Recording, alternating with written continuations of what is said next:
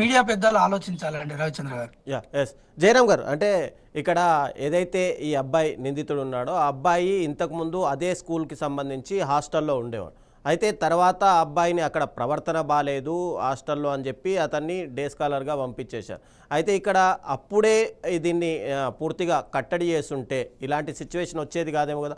అప్పుడే టీచర్లు కానీ అటు పేరెంట్స్ కానీ దీన్ని ఎందుకు పంపించారు హాస్టల్ నుంచి అనేది ఎంక్వైరీ చేసి ఉంటే ఇలాంటి ఇన్సిడెంట్ జరిగేది కాకపోయి ఉండొచ్చు కదా. అది అది ఏ ఏ పేరెంట్ కానీ ఏ టీచర్ కానీ దాన్ని ప్రెడిక్ట్ చేయలేదు. నేను ఇంత ముందు మీకు కంటిన్యూషన్ లో ఒక విషయం ఏంటంటే గవర్నమెంట్ స్కూల్స్ లో ఉండే ఒకప్పటి ఆ విధానం కానీ ఇప్పుడు ప్రైవేట్ ఎడ్యుకేషన్ వ్యవస్థ వచ్చిన తర్వాత ఆ టీచింగ్ విధానం లోపల చాలా చేంజెస్ వచ్చినాయి. మీకు ఆ చేంజెస్ ఆ మూలాలను చేంజ్ చేయాలి ఫస్ట్. అంటే ఈరోజు మీకు ప్రైవేట్ స్కూళ్ళను కనుక సిబిఎస్ సిలబస్ అని, ఐసిఎస్ సిలబస్ అని, స్టేట్ సిలబస్ అని ఇవి చూసినట్టు అయితే వాళ్ళ ఇష్టానుసారమైన బుక్కులు, వాళ్ళ ఇష్టానుసారమైన రాతలే ఉన్నాయి తప్పితే అది నిజంగా కూడా ఒక మనిషికి జీవనానికి కానీ జీవితానికి కానీ ఉపయోగపడుతుందా అంటే మీకు అనేక సందర్భాల లోపల అబ్దుల్ కలాం గారే చెప్పారు ఈ సిలబస్ సిస్టాన్ని చేంజ్ చేయాలని. ఈ సిలబస్ ఆయన పాండిచేరిలో ఒక చైల్డ్ అంశాల విషయంలో మాట్లాడుతున్నప్పుడు ఆయన చాలా స్పష్టంగా ఎందుకు సిలబస్ని చేంజ్ చేయాలి అనే దాన్ని మాట్లాడడానికి ముందు కూడా రాజీవ్ గాంధీ గారిని కోట్ చేశారు. రాజీవ్ గాంధీ గారు అప్పుడు నూతన విధాన చట్టాన్ని తీసుకొచ్చినప్పుడు అప్పుడే దాన్ని ప్రవేశపెడితే దాన్ని ఇప్పుడు 2020 లోపల దాన్ని ఇంకా మేము బలోపేతం చేస్తామని చెప్తున్నారు. కానీ అప్పటికిప్పటికి ఏం చేంజ్ రాలేదు. అప్పుడు దాన్ని రిప్రొడక్షన్ సిస్టాన్ని పెట్టారు. అప్పుడు జువాలజీ లోపల రిప్రొడక్షన్ సిస్టాన్ని పెడితే ఆ రిప్రొడక్షన్ సిస్టాన్ని మేము టీచ్ చేయమని టీచర్లు బైకాట్ చేశారు. అంటే 10th క్లాస్ లోపల రిప్రొడక్షన్ సిస్టము ఉండకూడదు అన్నది. మీకు అమెరికా లోపల కనుక చూసినట్టే ఇతర వెస్ట్రన్ కంట్రీస్ లోపల రిప్రొడక్షన్ సిస్టమ్ అనేది ఇట్స్ ఎ వెరీ కామన్ సినారియోగా దాన్ని చేస్తుంటారు. మీకు డ్రెస్ సెన్స్ చూడండి, సౌత్ ఇండియా లోపల ఒక ఆడపిల్ల 10th క్లాస్లోకి వచ్చిందంటే లంగా జాకెట్ లేకపోతే చుడిదార్ వేసుకుంటుంటారు.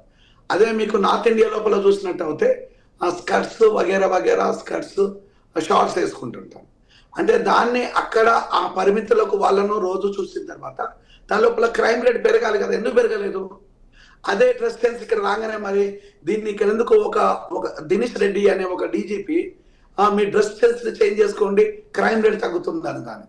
అంటే ఇక్కడ రకరకాల వ్యక్తులు వాళ్ళ ఆ ఇంటర్ప్రిటేషన్స్ ను వాళ్ళ ఫీలింగ్స్ ని ఎంటర్ చేసి మాట్లాడుతున్నారు తప్పితే ఇది కాదు అనే దాన్ని మాట్లాడతలేరు.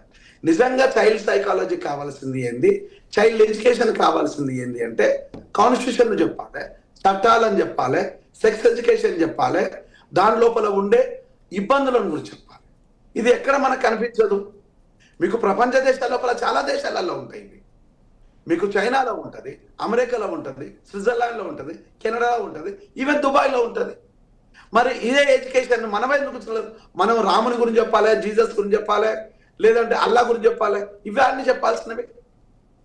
నీకు ఇదే విషయాన్ని నెల్సన్ మండేలా ఒక మాట చెప్తుంటారు యూనివర్సిటీ లోపల, ఏ దేశాన్ని లోపల కనుక ఆ దేశ భవిష్యత్తు ఉండాలి అంటే అక్కడ విద్యా వ్యవస్థను మనం చాలా క్లీన్గా చాలా స్పష్టంగా పెట్టుకోవాలి. విద్యా వ్యవస్థను మనం మెరుగుపరచకుండా దేన్ని మనము చెప్పలేము.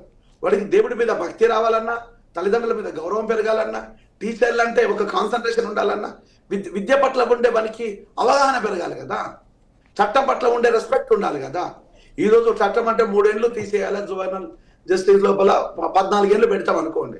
14 ఏళ్ళ వాడు జైల్లో ఉంటే ఇంతకంటే ఎక్స్పర్ట్ క్రిమినల్ కూడా తయారు కావచ్చు కదా. అంటే ఈరోజు మనకు జైలు శిక్ష ఎన్ని రోజులు అనేది కాదు, అసలు జైలుకే పోకుండా ఉంటే బాగుంటుంది కదా. అది కదా మనం నేర్పించాల్సింది. రోగం వచ్చిన తర్వాత మనం ట్రీట్మెంట్ ఇవ్వడం కాదు, prevention it is the better than cure అంటుంటాం కదా. అదెందుకు మనం మాట్లాడము? ఈరోజు కాన్స్టిట్యూషన్ మనం ఎందుకు చెప్పము, కాన్స్టిట్యూషన్ లో ఉండే బెనిఫిట్స్ ఎందుకు మాట్లాడము అంటే ఈరోజు మనము ఒక ఫిక్సేషన్ పెట్టుకున్నాం.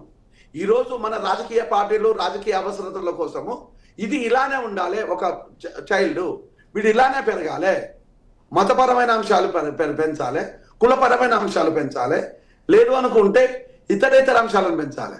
బాబర్ అక్బర్ల గురించి మనం ఎన్ని రోజులు చదువుతామండి. ఈరోజు గ్లోబల్ సైన్స్ గురించి చదవాల్సిన రోజుల లోపల ఇంకా బాబర్ అక్బర్ గురించి, శ్రీరాముడు జీసస్ గురించి, అల్లా భగవద్గీత ఇవే కదా మనం చదవాల్సింది. ఇవనేటివి సంప్రదాయాలు, ఇవన్నీ ఒక ఫీలింగ్స్. ఆ ఫీలింగ్స్ టెక్స్ట్ బుక్స్ ఏంది, దీన్ని చాలా దేశాలు వ్యతిరేకించేసినాయి. చాలా దేశాలు ఇక్కడ నుంచి అంటున్నాయి, కానీ భారతదేశం మాత్రం అక్కడ ఫిక్సేషన్ అయి ఉండదు. ఇది మనము వీటిని మార్చాలి. ఫస్ట్ మీరు సైకలాజికల్గా, మెంటల్గా వాడు ఫిట్ ఉన్నాడా అనేది తెలియాలి. వాడు ఫిట్ ఉన్నాడా లేదా తెలియాలంటే ఆ బోధనా సైన్స్, ఆ బోధనా కార్యక్రమాలు చేసే టీచర్లను మనము ఫుల్ ఫ్లెడ్జ్డ్గా పెట్టాలి. పెడుతున్నప్పుడే కదా వాని మీద కాన్సన్ట్రేషన్ పెరిగేది. ఈరోజు సోషల్ టీచర్ వచ్చేసి వాడు విప్లవాల గురించి, దేశభక్తి గురించి, లేదనుకుంటే దేశంలో ఉన్న అనేక సమస్యల గురించి మాట్లాడేటప్పుడు దానికి రియాక్ట్ అవుతే వాడు పాజిటివ్గానే ఫీల్ అవుతాడు. కానీ దాన్ని ఎంతవరకు మనం పాజిటివ్ తెలుసుకుంటాం? భగత్ సింగ్ గురించి చెప్పినప్పుడు, భగత్ సింగ్ గురించి మాట్లాడుతున్నప్పుడు వాడి ఆవేశాన్ని మనం క్రెడిబుల్ చేద్దామా? రాముడు మంచి బాలుడు అని చెప్పినప్పుడు తండ్రిని ఫాలో అవుతున్న సీతమ్మని తీసుకుపోయి అమరావసరం పెట్టేసిన ఆ రాముడు చరిత్ర పెట్టినప్పుడు దాన్ని కరెక్ట్ అందామా? ఏది కరెక్ట్ అందాం దీంట్లో? అంటే ఇక్కడ మనకు చదువులో ఉన్న లోపాలని ఇవన్నీ సరిదిద్దకుండా, చదువులో మనము టెక్స్ట్ బుక్స్ని చేంజ్ చేయకుండా, మనకు ఈ సంప్రదాయాలనే మనము పట్టుకున్నట్టు పోతుంటే, టెంపుల్ల మీద ఉన్న కాన్సన్ట్రేషన్ ప్రభుత్వాలకు ఆ స్కూళ్ళ మీద లేదు. మీకు పోలీస్ స్టేషన్ల మీద ఉన్న కాన్సన్ట్రేషన్ ఆ కేసును నివారించడంలో లేదు. ఎందుకు మీకు కాన్సన్ట్రేషన్ పెడతారు? మీకు అంటే ఈరోజు పోలీస్ స్టేషన్లు పెంచాలి, పోలీస్ స్టేషన్ లేని దేశాన్ని మనం రావాలని మనం ఎందుకు కోరుకోకూడదు? రోగం లేని హాస్పిటల్స్ లేని సొసైటీని ఎందుకు ఉండాలని మనం కోరుకోవటం లేదు? కానీ కొత్త రోగాలు వస్తున్నప్పుడు కొత్త రీసెర్చ్ చేసుకుంటూ మనం మెడిసిన్స్ కనుక్కుంటున్నాం తప్ప ఆ రోగాలను లేని సొసైటీని మనం ఎందుకు క్రియేట్ చేయకూడదు?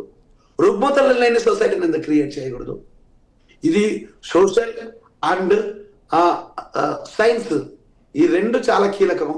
వీటి మీద కాన్సన్ట్రేషన్ చేయకుండా ఇంకా మనము ఇలాంటి ఉపనిషత్తులు, వేదాలు, బైబుళ్ళు, లేదనుకుంటే ఖురానులు, వీటి మీద మనం కాన్సన్ట్రేషన్ చేసేసి, వీటి మీద జనాల్ని బైఫరికేట్ చేసేసి, వీటి మీద రాజకీయాలు చేసినంత కాలము ఈ క్రైమ్ రేట్ తగ్గదండి. రోజుకు మీ క్రైమ్ రేట్ పెరుగుతుంది తప్పితే తగ్గడం లేదు.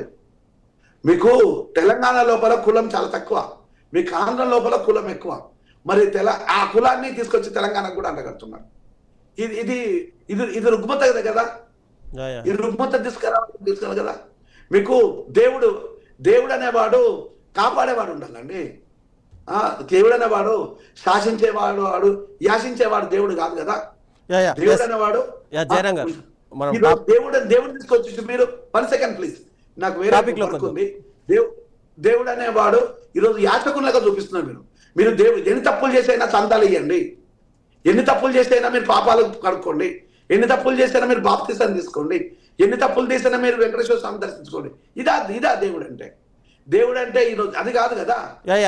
టాపిక్ డైవర్ట్ అవుతుంది మనది. మనం ఈరోజు పిల్లల మానసిక మీకు 1 సెకండ్ రవి, ఇది మీకు ఉన్నంత కాలము ఈ రుగ్మతలు, ఇవన్నీ రుగ్మతలే. ఇదంతా సైకలాజికల్ గా ఒక రుగ్మత. ఈ రుగ్మత ఉన్నంత కాలము క్రైమ్ అనేది మీకు ఎక్కడి నుంచి వస్తుంది, ఎలా యాక్టివేట్ అవుతుంది అనే విషయాన్ని నో వన్ కెన్ ప్రిడిక్ట్. ఈ రోజు క్రైమ్ ను తీసుకొచ్చి ఈ రోజు ఈ విధంగానే క్రైమ్ వస్తుంది కదా. క్రైమ్ ఏ విధంగానైనా రావచ్చు. ఏ విధంగా వచ్చే క్రైమ్ ని చేయాలంటే సైకాలజీ, సైకియాట్రీ సబ్జెక్ట్ మనం ఇన్వాల్వ్ చేయాలి. రిప్రొడక్షన్ అనే సబ్జెక్ట్ని మనము ప్రవేశపెట్టాలి. దాంతో పాటు వచ్చేసి సైన్స్, యాక్టివ్ సైన్స్ని, యూస్ఫుల్ సైన్స్ని మనం పెట్టాలి తప్పితే దీన్ని పెట్టినంత కాలము ఈరోజు క్రైమ్ గురించి మాట్లాడడానికి, చర్చలు చేయడానికి అనేక వేదికలు ఉన్నది. ఈ వేదికలు అది ఒకటి అవుతుంటుంది. థ్యాంక్ యూ, నాకు వేరే వర్క్ ఉంది. I'm leave this place. Thank you. వివసాన్ గారు చెప్పండి. అంటే ఎక్కువగా పిల్లలపైన ఈ క్రమశిక్షణ అనేది ఒకటి ఎక్కువగా తల్లిదండ్రులు కానీ అటు టీచర్స్ కానీ ఎక్కువగా వాటి మీద రుద్దుతున్నందువల్ల ఇలాంటి ఇన్సిడెంట్లు కూడా జరుగుతుంటాయా? అంటే మనము ఈ విషయాలని కేవలం సింగిల్ పాయింట్ వల్లనే అవుతుంది అని ఎప్పుడూ చెప్పలేమండి. చాలా విషయాలు దీనికి కారణం అవుతాయి. కేవలం డిసిప్లిన్డ్ గా పెట్టినప్పుడే అవుతవి, లేదా తల్లిదండ్రులు పట్టించుకోకపోవడం వల్ల అవుతవి, లేదా ఇంకొకరు వాళ్ళ ఫ్రెండ్స్ ఏదో చెప్పడం వల్ల అవుతుంది అని సింగిల్ పాయింట్ ఎజెండాగా మనం ఎప్పుడూ చెప్పలేమండి. యా దానికి చాలా కారణాలు, పుట్టినప్పటి నుంచి పెరిగినంత వరకు అతను పెరుగుతున్న విధానం వల్ల కావచ్చు, లేదా ఇప్పుడు రైట్ నో ఆ పర్టికులర్ సిచ్యువేషన్ లో అయిన కాన్సిక్వెన్సెస్ వల్ల కూడా అవ్వచ్చండి. యా అంటే మీరు ఇందాక మనం అన్నట్టుగా ఈ డ్రగ్స్, ఈ గంజా ఇలాంటివి వాళ్ళు బానిసలు అవుతున్నారు పిల్లలు అనడానికి ఏమైనా మనకు సైకియాట్రిస్ట్గా తెలుసుకునే అవకాశాలు ఉంటాయా పేరెంట్స్? డెఫినెట్ గా అండి. అది చాలా ముఖ్యమైన విషయం. యా ఎప్పుడైతే పిల్లలు మత్తు పదార్థాలకి బానిస అవుతున్నారో